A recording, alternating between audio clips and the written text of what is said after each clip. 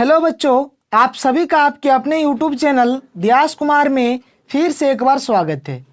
और आज की इस वीडियो में हम लोग ऊर्जा के स्रोत चैप्टर से एक बहुत ही महत्वपूर्ण प्रश्न को देखेंगे। तो चलिए सबसे पहले हम लोग देख लेते हैं कि प्रश्न क्या है, फिर हम लोग इसके आंसर को देखेंगे। तो हमारे पास जो प्रश्न है यह कुछ इस प्रकार से है।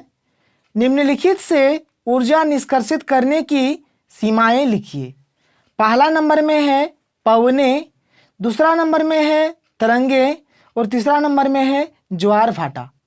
जैसे कि हम लोग जानते हैं कि हमें पवन से, तरंग से और ज्वार भाटा तीनों से ऊर्जा मिलता है। तो यहाँ पर क्वेश्चन कह रहा है कि इन तीनों में से जब हम ऊर्जा निष्कर्षित करते हैं, जब हमको यहाँ से ऊर्जा मिलता है, तो क्या इनमें कोई सीमाएं हैं? इसी चीज़ को हमको यहाँ पर डिस्कस करना है। तो चलिए सबसे पहले हम लोग बात करते हैं पवन में, कि पवन से जो हम लोग ऊर्जा निष्कर्षित करते हैं तो इसमें क्या सीमाएं हैं। तो पहला नंबर क्या है? पवने। तो देखिए, पवन से ऊर्जा प्राप्त करने के लिए पवन की चाल 15 किलोमीटर प्रति घंटा होना चाहिए। यानी अगर हम लोग पवन से ऊर्जा प्राप्त करेंगे तो पवन की जो चाल होगी, पवन की जो स्पीड होगी, वह कितनी होनी चाहिए? 15 किलोमीटर प्रति घंटा होना चाहिए। ठीक है, यानी 1 घंटे में 15 किलोमीटर। इसकी स्पीड कितनी होनी चाहिए? 15 किलोमीटर प्रति घंटा। और हम लोग जानते हैं कि एक पवन चक्की से प्राप्त ऊर्जा की मात्रा बहुत कम होती है। इसके लिए हमको पवन फॉर्म लगाना पड़ेगा, यानी कि एक बहुत बड़े जगह पर हमको बहुत सारी पवन चक्कियां लगाना पड़ेगा। ठीक है, तो देखिए आगे क्या लिखा है। तथा पवन फॉर्म के लिए बहुत बड़ी जगह होनी चाहिए, लेकिन ऐसी जगह बहुत ही कम है, यही इसकी सीमा है। बात समझ रहे हैं कि पवन से ऊर्जा प्राप्त करने के लिए पवन की चाल 15 किलोमीटर प्रति घंटा होना चाहिए, पहला बात। तथा पवन फॉर्म के लिए बहुत बड़ी जगह होनी चाहिए, लेकिन ऐसी जगह बहुत ही कम है, यही इसकी सीमा है।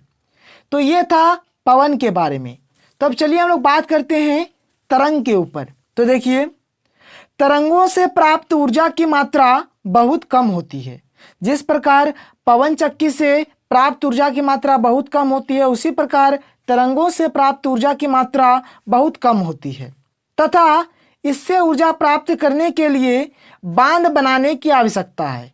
और इससे हमको ऊर्जा प्राप्त करने के लिए क्या करना पड़ेगा? बांध बनाना पड़ेगा, लेकिन ऐसी जगह बहुत कम है, यही इसकी सीमाएं हैं।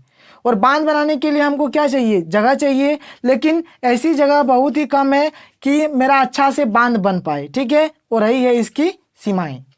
अब चलिए हम लोग बात करते हैं ज्वार भाटा के ऊपर। तो देखिए, ज्वार भाटा से ऊर्जा प्राप्त करने के लिए संकीर्ण क्षेत्र, यानी कि पतला क्षेत्र में बांध बनाना पड़ता है, लेकिन ऐसा जगह सीमित है। बात समझ रहे हैं कि ज्वार भाटा से ऊर्जा प्राप्त करने के लिए हमको क्या करना पड़ेगा? जो संकीर्ण क्षेत्र होंगे, जो पतले क्षेत्र होंगे, वहां पर हमको बांध बनाना पड़ेगा, लेकिन ऐसा जगह भी क्या है? सीमित मात्रा में है। ठीक है, तो यही था इस प्रश्न का उत्तर कि पवने, तरंगे और ज्वार भाटा से ऊर्जा निष्कर्षित करने की सीमाएं। तो यही था इन सब की सीमाएं। तो आज के लिए इतना ही, फिर मिलते हैं अगले वीडियो में। Thank you.